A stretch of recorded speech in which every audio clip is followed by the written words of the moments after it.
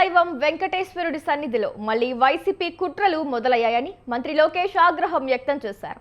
తిరుమల దర్శన కంపార్ట్మెంట్లో నిరసన వ్యక్తం చేస్తున్న వ్యక్తి కాకినాడ రూరల్ తిమ్మాపురానికి చెందిన వైసీపీ నాయకుడు బద్దిలి అచ్చారావు అని లోకేష్ ఎక్స్ వేదికగా వెల్లడించారు. ఒక పథకం ప్రకారం అతడితో వైసీపీ డ్రామా ఆడించి వీడియో తీసి సోషల్ మీడియాలో పోస్ట్ చేశారని ఆయన పేర్కొన్నారు.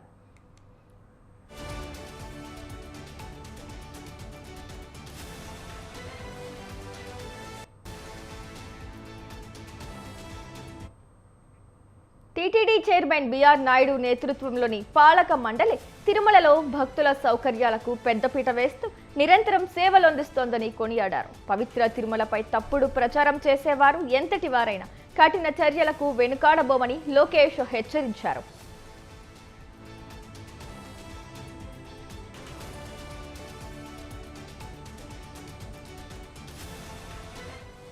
కాగా క్యూ లైన్లలో నిరసన వ్యక్తం చేసిన సదరు అచ్చారావు శ్రీవారి దర్శనం అనంతరం టీటీడీకి క్షమాపణలు చెప్పారు. తన వైఖరి పట్ల విచారం వ్యక్తం చేసిన అచ్చారావు తనకు ఆరోగ్యం బాగాలేదని, నిరసన తెలిపితే త్వరగా దర్శనానికి అనుమతిస్తారనే ఉద్దేశంతో టీటీడీకి వ్యతిరేకంగా నినాదాలు చేస్తున్నట్లు చెప్పారు. ఇలా చేయడం తప్పేనని అంగీకరించారు.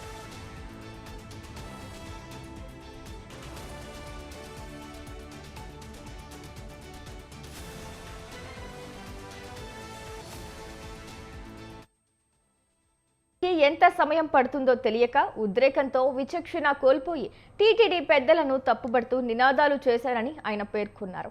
టీటీడీ చైర్మన్ అధికారులకు క్షమాపణ చెబుతున్నారని పేర్కొన్నారు. ఇందుకు సంబంధించిన వీడియోను లోకేష్ ఎక్స్లో షేర్ చేశారు.